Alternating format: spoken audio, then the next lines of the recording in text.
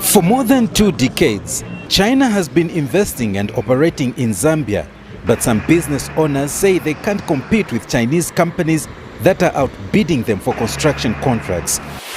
From Jakarta, Indonesia. New electric bikes accelerate twin transport in Africa. Zambia construction company closed down in competition with China. English in a minute, memory lane. MLINE Public Updates powered by VOA, Voice of America. With the growing concerns over greenhouse gas emissions that are blamed for climate change, a Kenyan Dutch company is introducing electric bike in sub-Saharan Africa for delivering in urban areas to help reduce emission. The transport sector plays a crucial role in reducing greenhouse gas emission and also in mitigating the effect of global warming. Patrick Ambasu is making a delivery in Nairobi's Hurlingham neighborhood. Ambasu recently switched from a motorcycle to an electric bike. The father of 8 says the bike has not only improved his working conditions, but also increased his earnings. Electric bikes have eased deliveries and transportation. It has significantly cut costs, like buying fuel for motorcycles. The bike has good speed and can go anywhere, even places a motorcycle can't go. Motorcycle deliveries, called boda bodas, are common in Kenya.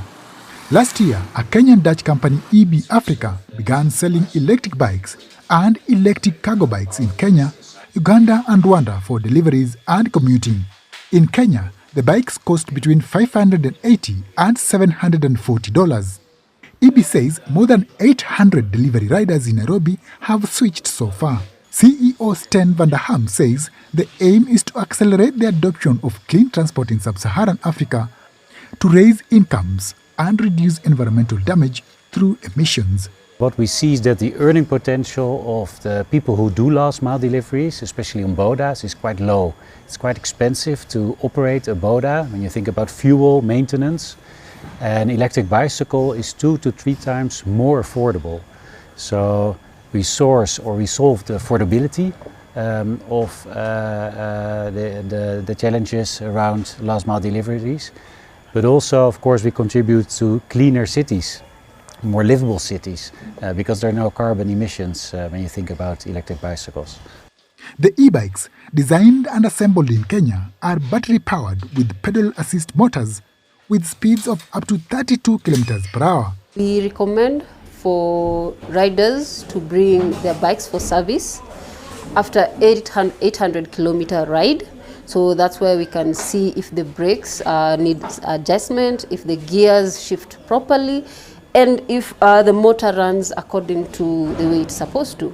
As African cities continue to develop, EB's Van der Ham says creating bike lanes on roads and other infrastructure for non-motorized transport will be key to its uptake, resulting in many benefits. So we want to have 1 million bicycles on the road, and through having so many bicycles, the impact on carbon emissions is huge. It will be 6.5 million kilograms of carbon we are going to avoid. But on top of that, there's also economical benefits because we're going to create more than 200,000 jobs as a consequence of having so many bikes on the road. Experts say that a global move to electric mobility is essential to minimize climate change. And while e-bike transporters in Africa like Ambasu can count the benefits, infrastructural challenges still remain. Construction companies in Zambia says that the Chinese companies are moving into their areas and taking away their businesses. They say the competition has forced some local construction companies to close. For more than 2 decades, China has been investing and operating in Zambia, but some business owners say they can't compete with Chinese companies that are outbidding them for construction contracts. One such contractor is Lawrence Musaka. Even the small contracts that we pray for to get, they are all being taken away by the Chinese. So it's kind of a challenge. It's kind of a hard competing with Chinese.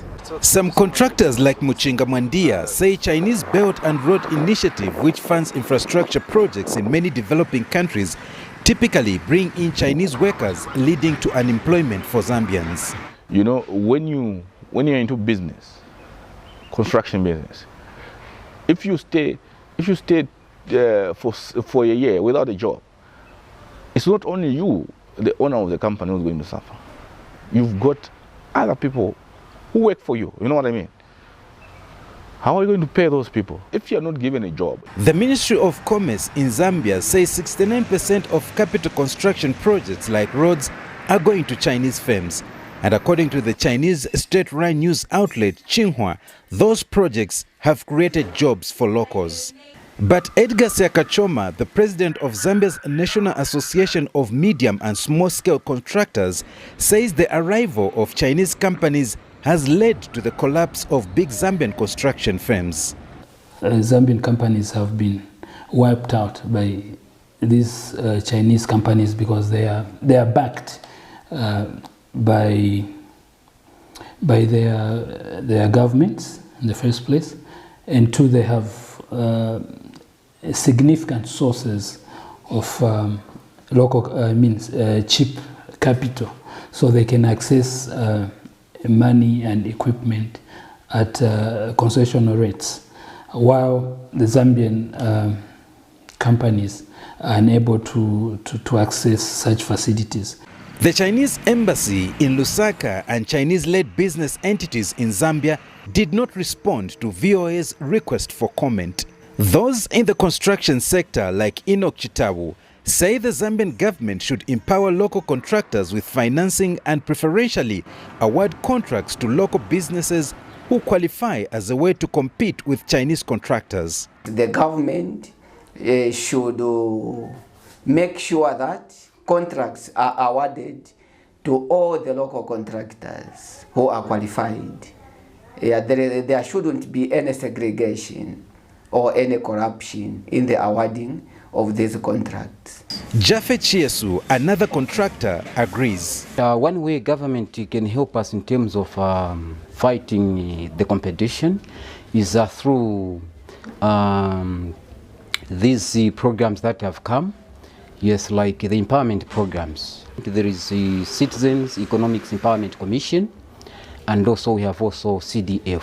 So if we are given like those funds, we'll be able to fight the competition. For now, Zambian construction companies are left to compete with the Chinese counterparts, mostly with their own resources, and are having a tough time winning contracts to stay in business. Daniel Tonga, VOA News, Lusaka, Zambia. Welcome to English in a Minute. A lane is a narrow road or path. But what and where is memory lane? And how do people get there? Hey Anna, how was lunch with your old friend? Awesome. We took a long trip down memory lane. We even talked about our old elementary school teacher, Mr. Burpee. Mr. Burpee? Really? Hey Dan, the Burpees were a very powerful family in our town. We don't make fun of the Burpees. A trip down memory lane happens when you spend time thinking about or talking about the past. We mostly use this when remembering good memories and not the less pleasant times from our past. And that's English in a Minute. The Voice of America, VOA.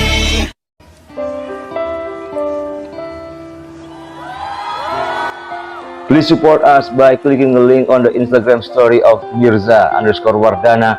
Go to profile, go to Insta Store, and get the best online shopping recommendation that being posted over there.